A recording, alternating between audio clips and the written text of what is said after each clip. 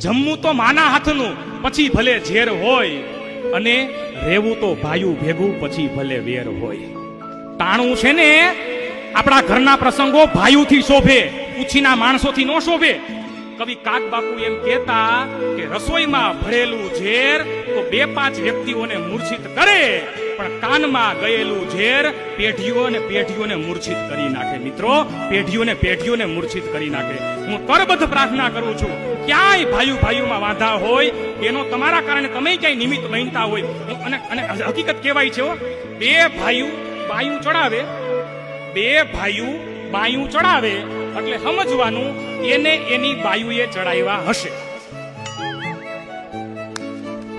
ભાઈઓ સાચું કે નહીં? પ્રેમથી બોલો જય શ્રી કૃષ્ણ. ક્યાંય ભાઈઓમાં ત્રીજો ફાવી ગયો હોય ને, એ પાછો બીજા પરિવારનો હોય. તમારા પરિવારમાં તમારા ભાઈઓમાં ડખો કરાવનારો ત્રીજા પરિવારનો હોય. એને એટલું કહેવાનું, એ મારો ભાઈ છે, શું કરવું શું ન કરવું એ અમે 2 ભાઈઓ નક્કી કરશું, તારે કહેવાની જરૂર નથી. આટલું ખાલી કહી ગયો ને, એ જિંદગીમાં બીજી વાર તમને કહેવાની હિંમત ન કરે. પણ આ હિંમત પેલા તમારે દાખવવી પડે.